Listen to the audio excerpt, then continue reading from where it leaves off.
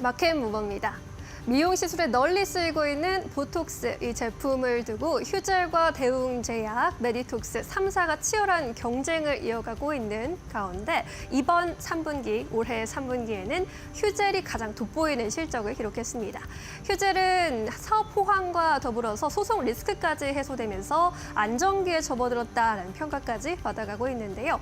올해 3분기 역대 최대 실적을 경신했습니다. 연결 기준 매출액이 전년 동기 대비 23.9% 증가하면서 1,051억 원 기록했고요. 영업이익도 전년 동기 대비 54% 늘어나면서 534억 원의 분기 최대 영업이익을 경신했습니다. 보틀렉스 매출액이 눈에 띄는 상승세를 보이면서 국내 최대 톡신 중에서 가장 높은 매출액을 보였는데요. 전년 동기 대비 41% 증가하면서 647억 원 기록했습니다. 수출액의 경우에도 7월과 9월에 이뤄졌던 미국행 선적 영향으로 급증세를 보였습니다. 무려 73% 전년 동기 대비 성장세를 이뤄냈고요. 419억 원의 순수 수출액을 기록했습니다. 해외 지역별로도 보틀렉스 매출액 증가율이 눈에 띄었는데 특히 북미와 남미 지역에서 62%의 성장세를 나타냈는데요. 결국 보톡스 3사의 실적을 가른 것은 해외 실적이었습니다. 이 해외 실적의 중요성이 높아지면서 보톡스 3사 모두 해외 진출을 확대하겠다는 공약을 제시하고 있는데요. 다음 장에서 만나보도록 하겠습니다. 휴젤의 경우에는 미국 시장에 집중하고 있습니다. 미국 톡신 시장이 가장 큰 데다가 미국 톡신의 단가 역시 가장 높게 형성이 되기 때문입니다.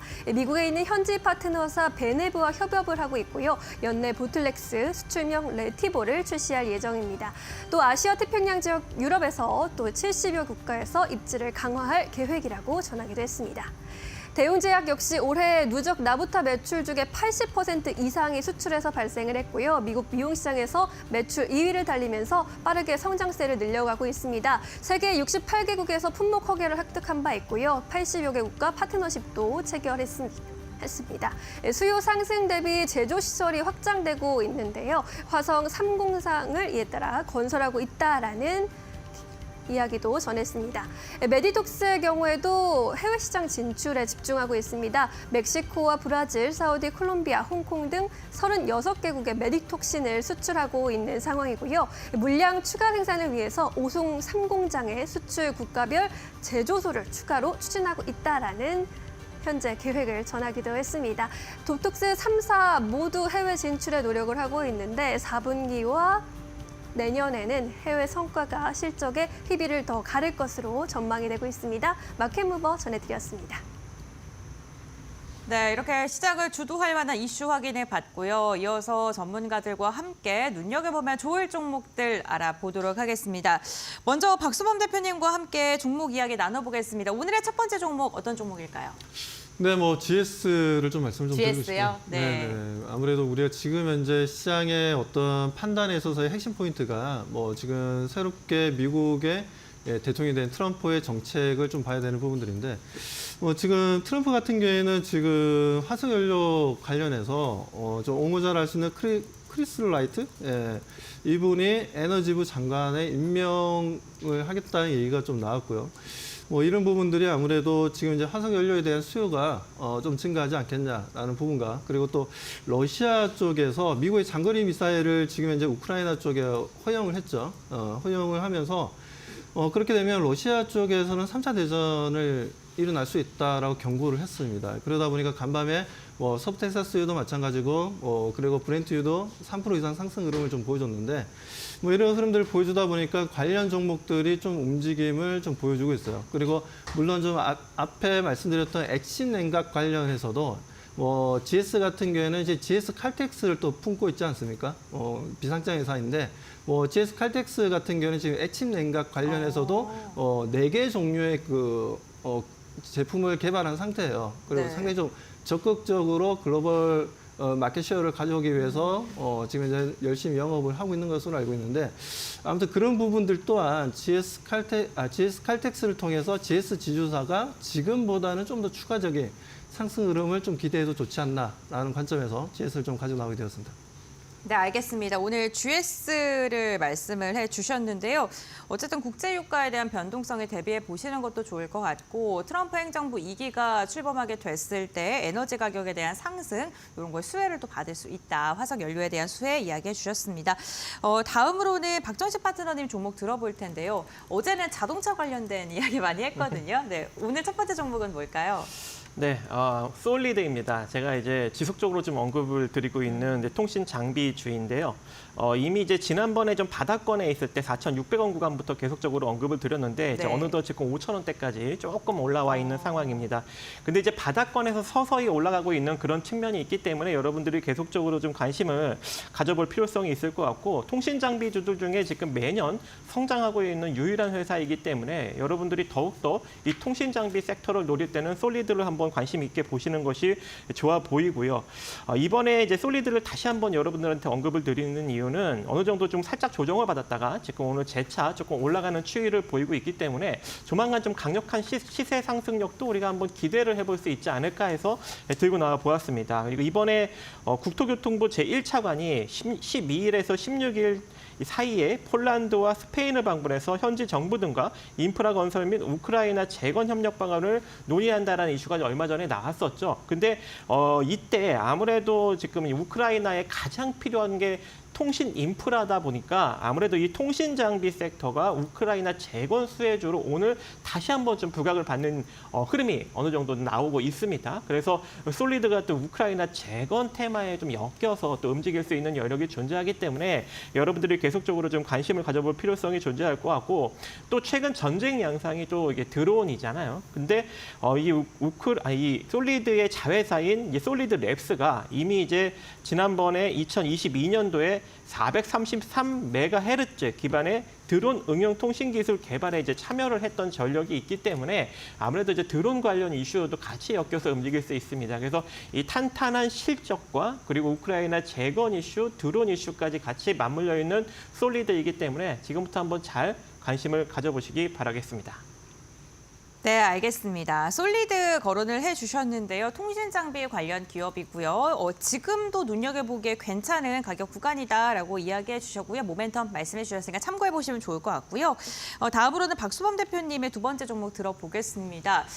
카카오뱅크를 선택하셨네요. 네, 맞습니다. 뭐 최근에 네. 뭐 주가가 좀 많이 좀 조정을 받다 보니까 네. 많은 분들이 뭐 카카오에 대해서 조금 불만을 가지고 계실 것 같아요. 카카오를 비롯한 카카오페이, 카카오 뭐 뱅크도 마찬가지인데 뭐 그래서 저는 지금 시장에서 우리가 뭐 물론 뭐 미국 시장에 비해서 지금 국내 시장이 좀 뭐라고 해야 되나 톤이 좀 다운되어 있는 상태죠. 뭐 그러다 보니까 많은 분들이 지금 국내 시장에 대해서 좀 약간 좀 불신을 가지고 있고 오히려 좀 미장을 좀 하시는 분들도 많이 좀 증가하고 있지만 그래도 카카오 관련 종목들의 움직임을 좀 바라볼 필요가 있고 그중에서 저는 카카오뱅크가 최근에 실적이 좀 너무나 좀 잘 나오고 있어요. 뭐 작년 동기 대비해서도 지금 이제 그 이자 수익을 비롯해서 비이자 수익까지 증가 추세를 좀 계속해서 좀 보여주고 있다라는 부분들인데 뭐 그런 부분들이 아무래도 좀 시장에 좀 긍정적인 역할을 할 것이다. 그리고 트럼프 같은 경우에도 지금 금융 완화 정책을 확실하게 좀 가져가겠다라는 분위기가 만들어지고 있다 보니까 미국의 뱅크 오브 아메리카라든가 모건 스탠리라든가 그리고 JP 모건이라든지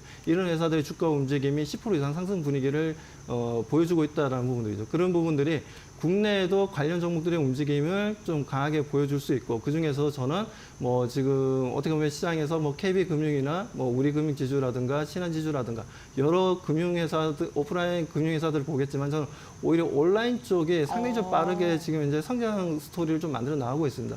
우리가 그 산업의 어떤 뭐라 해야 되나 새롭게 도입되는 산업에 있어서는 뭐 도입기가 있고 뭐 성장기가 있고 성숙기가 있고 그다음에 세태기 이렇게 네 가지로 우리가 볼 수 있는데 지금 현재 상황에서는 제가 봤을 때는 이제 성숙기가 성장기 속에 지금 이제 계속해서 매출이라든가 전체적인 수익 구조가 안정화되면서 계속해서 레코드를 찍고 있다는 부분들이죠. 그런 부분들에 있어서 오죽했으면 지금 이제 토스뱅크 같은 경우에도 작년에는 이제 영업이익이 마이너스였는데 올해 좀 플러스로 전환될 거라는 내용도 좀 나와주고 있어서 뭐 그런 부분들이 이제 전체적인 인터넷 뱅크 쪽으로는 상당히 좀 주가 상승에 하나의 트리거가 될 수 있다라고 저는 판단하고 있습니다.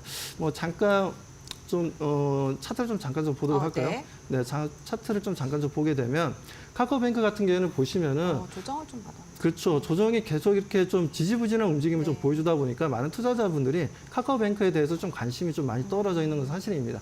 하지만 저는 지금 현재부터 조금 우리가 좀 봐야 된다라고 좀 보고 있는 게 아무래도 지금 이제 박스피 움직임을 가져가면서 지금 현재 약 2만 원대가 하방을 지금 지지해주고 있고 그리고 22,500원, 뭐 23,000원 이 부분이 지금 현재 저항 역할을 좀 해주고 있습니다. 하지만 이 22,000원과 23,000원을 오늘 이번에는 돌파할 가능성이 좀 높다라고 보고 있고 그 이유는 3분기 실적도 좋았지만 4분기 실적에 대한 기대감도 있고 내년의 실적 또한 많이 좀 좋아질 것이다라고 좀 판단하고 있어요. 그래서 지금 월 활성자 수라든가 그리고 주간 활성자 수라든가 여러 가지로 봤을 때는 지금 이제 계속 증가 추세에 놓여져 있다는 거죠. 그리고 지금 카카오뱅크 같은 경우는 약 2,500만 명이 넘는 우리나라 넘는 분들이 지금 이제 이용을 하고 있고 그래서 그런 부분들에 있어서 거의 카카오뱅크 같은 경우에는 지금 현재 수익률은 계속해서 올라갈 수밖에 없다. 환경적으로 그렇게 바라보고 있습니다. 그렇기 때문에 그런 부분들이 카카오뱅크의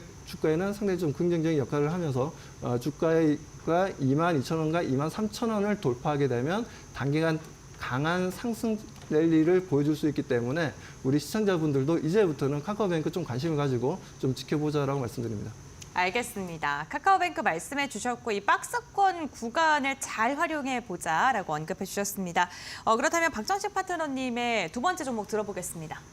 제 두 번째 종목은 네. 이제 뷰웍스라는 종목입니다. 뷰웍스요? 네. 네. 의료용 엑스레이 디텍터를 만들고 있고 또 이제 산업용 이미지 솔루션 사업도 이제 영위를 하고 있는 기업인데요.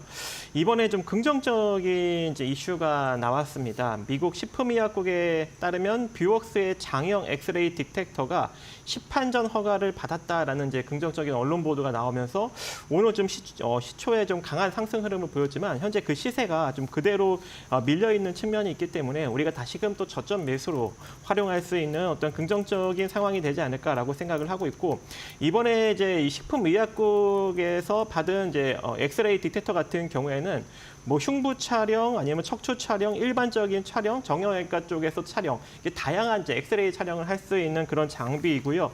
이게 이제 시판 중인 유사 제품과 비교했을 때 안정성과 전미성 어떤 그런 측면에서 동등하거나 더 우수하다는 평가를 이번에 받았다고 합니다. 그래서 2018년에 인수한 미국 의료용 엑스레이 디텍터 유통사인 이 매드링크를 통해 본격적으로 이제 기급 배급에 속도를 내겠다라고 이제 언급을 하고 있기 때문에 상당히 좀 긍정적인 이슈인데 주가가 좀 밀렸어요. 왜냐하면 이제 아무래도 그동안 좀 이제 주가가 좀 내려갔던 측면이 있기 때문에 이번에 좀 긍정적인 이슈로 이제 상승력이 나왔을 때 좀 차익 매물이 나온 것 같은데요. 실적적인 측면을 보면은 전년도 영업이익이 다소 조금 부진했었는데 올해 다시금 턴어라운드가 되고 있습니다. 그래서 또 이 자본 총계 2,261억 대비 시가총액이 2,155억으로 또 저평가되어 있는 상황이거든요. 그래서 이번 이슈를 틈타서 여러분들이 저점 매수를 하신다면 좋은 결과를 만들어갈 수 있을 것 같은데 지금 가격 나쁘지 않습니다. 21,500원 밑으로 좀 분할로 모아가시는 전략이 필요할 것 같고 다시 한번 상승이 나타난다면 26,000원대까지 충분히 바라볼 수 있는 그런 종목이 되지 않을까 생각을 해봅니다. 네, 알겠습니다. 엑스레이 관련된 기업인 뷰웍스까지 이야기 들어봤고요. 오늘 두 분과 말씀은 여기까지만 듣겠습니다. 고맙습니다.